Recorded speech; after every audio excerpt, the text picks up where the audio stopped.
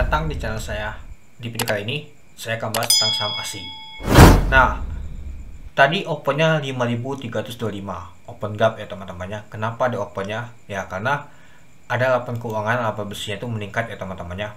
Nah, melambung sekitar 33,83 triliun di tahun 2023 untuk seluruh laba bersihnya ya teman-temannya di tahun 2023 itu. Nah, jadi itulah kenapa ada open gap teman-teman untuk saham ASI ini.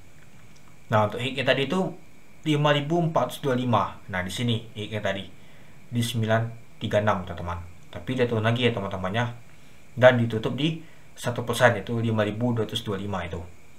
Untuk low-nya di 5.200. Untuk harga sebelum dia terbang tadi itu yaitu 5.175 itu. Nah, kalau kita lihat sih ada tembok sekitar 111.000 ya di 5.175 itu. Jumlah lot transaksi mencapai 2,3 juta lot dengan transaksi mencapai 1,2 triliun. Lumayan juga ya teman-teman, besar banget ya transaksi hari ini untuk ASI sampai 1,2 triliun itu. Oke, coba kita lihat dulu bakal samarnya. Nah, kita lihat siapa saja sih yang beli. Kita lihat untuk netnya. Nah, asing ada beli dan juga ada jual teman-teman. Ya kebanyakan sih kalau asing nih ya yang angkat saham-saham seperti blue chip ini teman-teman, terutama saham ASI ini itu. Oke, sebelum itu ya teman-temannya, kita lihat dulu ya teman-temannya di sini. Nah, pada saat di bulan Januari saham ASI turun terus dia teman-teman, sempat ke low di 4.900 itu saham ASI. Nah, dan juga kita lihat lagi dan juga menyentuh di bawah dia teman. Kalau kita lihat sampai di tanggal 1 Februari dia teman-temannya, untuk harganya ini untuk bulanannya teman-temannya dia naik lagi ke 5.425. Nah, yang kita lihat hari ini tadi ya teman-teman itu. Nah, ini lumayan juga sih untuk volume transaksi ya teman-temannya itu. Nah, mungkin teman-teman tanya, kenapa saham ASI ini turun terus ya dari bulan Agustus sampai di bulan Februari ini? Ya mungkin gagal ada umur ya teman-temannya, kalau gak salah ya. Nah, ini dia peluang cuan dan risiko investasi saham ASI hingga di tahun 2026. Kita baca dulu ya teman-temannya, simak dulu. Nah, kita lihat dari Mikir Duit ya teman-temannya. Nah, ASI mencatatkan pertumbuhan laba bersih sekitar 16,91% menjadi 33,83 triliun pada tahun 2023. Ini tahun buku 2023 setahun ya teman-teman. Namun dari segi pendapatan, ASI hanya mencatatkan pertumbuhan sebesar 5% menjadi 316,56 triliun. Lalu apa yang membuat laba bersih ASI meningkat? Nah, naik ya. Kita lihat dulu. Ada 5 pos dari pendapatan laba rugi yang mendorong laba bersih ASI bisa naik hingga 16% meski pendapatan tumbuh moderat di 5%. Pertama, adanya penurunan dari beban penjualan sebesar 0,6% menjadi 11,45 triliun. Yang kedua, kenaikan penghasilan bunga sebesar 20% menjadi 3,05 triliun. Ketiga, penyesuaian nilai wajar investasi GoTo dan HIL menjadi hanya rugi yang belum direalisasikan senilai 159 miliar dibandingkan dengan 1,54 triliun pada periode sebelumnya, alias kerugian turun 89,7%. Keempat, penghasilan lain-lain naik 267% menjadi 1,71 triliun. Penghasilan lain-lain ini berasal dari penghasilan administrasi atas kendaraan bermotor, penghasilan komisi, keuntungan atas penjualan aset tetap, penghasilan dari diskon atas asuransi, keuntungan penjualan surat berharga dan lainnya yang senilai 3,57 triliun. Serta ada beban penurunan nilai goodwill terkait tambang emas dan lainnya senilai 1,86 triliun. Sehingga total penghasilan lainnya menjadi 1,7 triliun. Kelima, pendapatan dari bagi hasil bersih Ventura bersama yang tumbuh 23,6% menjadi 7,65 triliun. Pendapatan itu berasal dari Ventura bersama dengan Asta Honda Motor dengan kepemilikan sebesar 50%. Itu dia teman-teman. Nah, jadi kita sudah tahu ya teman-teman ya 5 faktornya tadi teman-temannya dari Mikir Duit ini. Nah, ini dia pos dari pendapatan laba ruginya itu. Nah, dan kita sudah dapat nama itu yaitu laba bersihnya teman-temannya, dan juga dia nanti mau bagi dividen teman-teman untuk saham ASI ini teman-teman. Ya, kalau kita lihat untuk bagi dividennya agak lumayan juga sih teman-teman untuk di harga saat ini, yaitu di 5.225 itu. Nah, kalau kita lihat langsung ya teman-temannya, nah dari liputan 6 nya Astra International bakal tebal dividen final yaitu 421 per saham. Nah, jadi kalau kita lihat sih lumayan juga ya teman-temannya. Nah, tapi lebih rendah dibandingkan di tahun buku 2002 kemarin teman-teman, yaitu sekitar 552 per saham. Dividen final 421 per saham akan diusulkan pada rapat umum pemegang saham tahunan perusahaan pada bulan April tahun 2024, kata Presiden Direktur PT Astra International Tbk.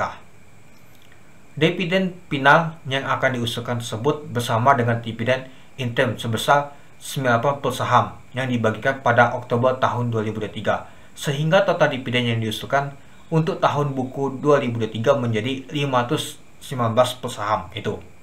Nah, jadi kita sudah tahu ya teman-temannya bahwa dia membagi dividen sekitar 421 per saham di bulan April nanti teman-teman itu. Nah, kalau kita bandingkan ya teman-temannya, nah ini di bulan Mei ya teman-temannya. Nah, ini dia dividennya teman-teman. Kalau kita lihat di bulan Mei teman-temannya, di harga di 6.775 untuk harga hiknya teman-teman. Tapi dia bagi dividen sebesar ini dia. Kita lihat dibandingkan tahun lalu ya, yaitu 550 per saham. Nah, jadi agak sedikit turun ya teman-temannya. Ya, kalau menurut saya sih turunnya tuh agak sedikit ya, yaitu 100 perak ya teman-temannya. Tapi kita lihat juga nama tuh harga sahamnya.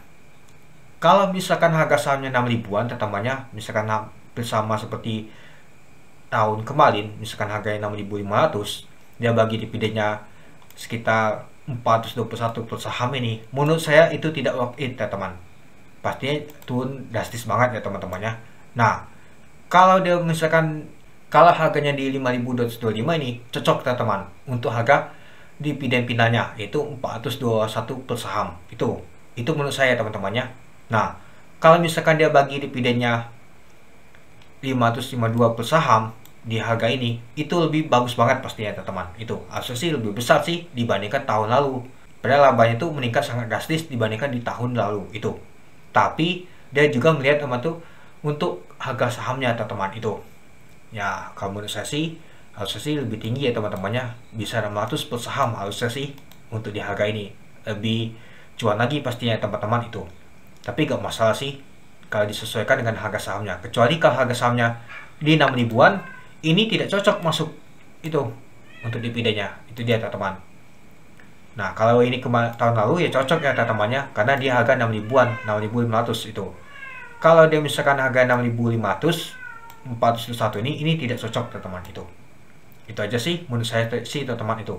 Jadi kita sudah tahu ya, dia mau bagi dividen 421 per saham. Artinya menarik ya teman-temannya. Jadi kalau kita masuk sekarang sih masih menarik. Kenapa? Ya, kita ngambil data ya teman-temannya. Nah, kalau misalkan untuk low-nya di tahun 2020 memang dalam banget ya teman-temannya. Kalau kita lihat sih untuk low-nya 3.530. Dan untuk high-nya tuh di 4.770. Nah, mungkin kalau kita lihat di sini ya, pada saat penurunan kemarin tuh 4.900 itu dalam banget teman-teman. Nah, kalau kita lihat untuk support kuat di waktu 1 bulannya teman-temannya, nah ini dia, yaitu 4.640. Tapi nggak nyentuh teman-teman. Malah ada pemantauan balik lagi ketika dia di sini dia, di titik supportnya di 5.000-an ya teman-temannya, 5.050. Nah, tapi dia jebol ya teman-temannya, karena dia 4.900 dia jebol, ternyata naik lagi dia ke atas itu.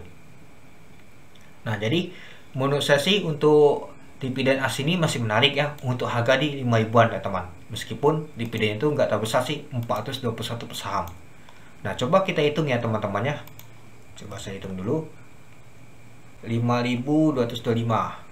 Artinya sekitar 8% atau 10%. 10% nggak mungkin. Kalau 10% artinya dia di 500-an ya, artinya 8%. Kalau kita hitung, nah artinya sekitar 8% teman-teman untuk dividennya per tahunnya ini. Nah, jadi kita tahu ya teman-temannya, untuk dividen untuk as ini yaitu sekitar 8%, yaitu 421 per saham. Itu untuk harga saat ini ya, di 5.225 itu. Ya, semoga saja nanti di rapat umum pemegang saham nanti, semoga saja besar ya teman-teman dibandingkan pada saat ini yang dibeta-betakan ini. Itu dia. Oke, mungkin itu dulu ya teman-temannya untuk video saya tentang pembahasan untuk saham AS ini. Ya, kalau misalkan dia naik lagi, kita lihat dulu untuk satu hari ya teman-temannya. Nah, ini dia.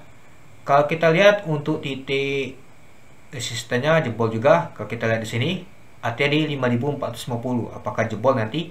Kalau misalkan dia jebol di 5425, artinya kemungkinan dia bisa naik ya teman-temannya, naik ke atas dia teman-teman itu.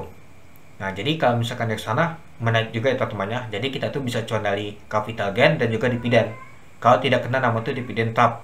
Kalau misalkan teman-teman masih hold, itu dia. Oke. Mungkin itu dulu ya teman-temannya untuk video saya tentang pembahasan untuk saham AS ini. Gimana teman-teman? Menarik untuk ngambil dividennya dan juga capital gainnya untuk di harga saat ini. Menurut saya sih menarik ini teman-teman. Tapi ya semuanya itu tergantung sama market nanti teman-teman ya. Tahunnya nanti matuntus dia untuk saham AS ini.